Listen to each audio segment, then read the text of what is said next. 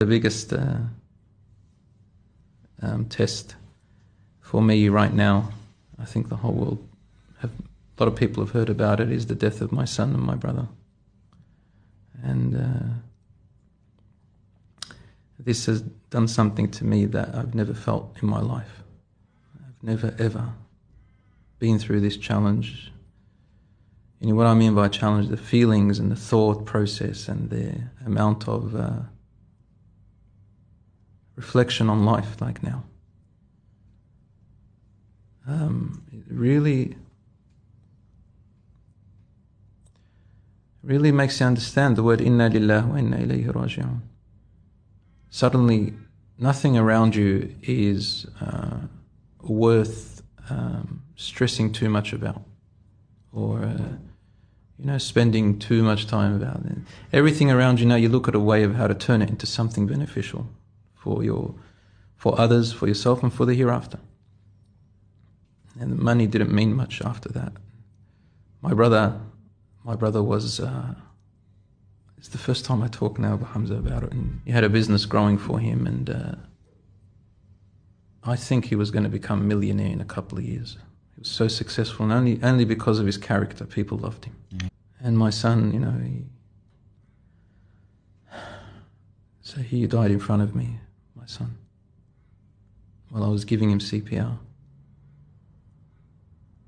And he was very peaceful. I thank Allah subhanahu wa ta'ala. This word thanks has more of a meaning right now. Thank you, O Allah, for the past that you gave me. Thank you, Allah, for the past that you prevented from me, the bad things. Thank you, Allah, for giving my son and my brother and teaching me love and now connecting me to something else. Thank you, Allah, for the future that you will give me and the things that you are going to keep away from me in the future, because I know that you know that will harm me. Thank you, Allah.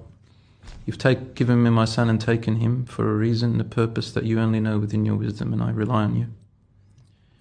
It has increased my iman, of course, and people around us.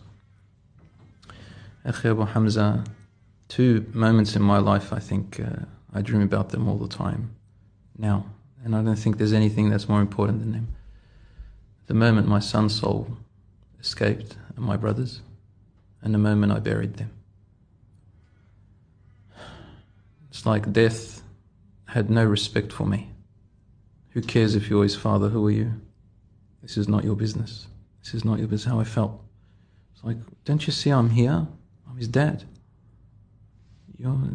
He doesn't belong to you, Bilal. He belongs to Allah. No. And if you do trust in Allah, now's the time for you to prove it to yourself. What are you going to think about Allah right now?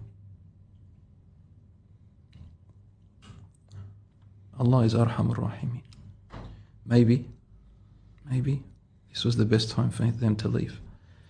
Maybe I stayed for a reason, Allahu A'lam. And the moment that they were buried, I was in the grave and I felt like bashing my head on the walls. I wanted to die with them. I looked at my son, I said, my hands, how can you put your son in the ground? How dare you? You're the father, you're supposed to be protecting him. You're supposed to, you promised him things. I promised my son, Dad, I'm not always going to be there for you, so I'm going to teach you to stand on your own 2 feet. But then I remembered Rasulullah sallallahu alaihi wasallam. And as he was standing in the grave with his son, and I said the dua, العين تدمع, the eyes tear, والقلب يحزن, and the heart is saddened, على فراقك يا إبراهيم, to your departing, O Ibrahim, ولا نقول إلا ما يرضي ربنا, we'll only say what pleases our Lord. And you know what's funny, Abu Hamza, what's ironic is that I said the exact words of the Prophet ﷺ, even the name. His son's name was Ibrahim. SubhanAllah. And I could imagine Rasulullah ﷺ feeling what I'm feeling right now, crying the way I'm crying.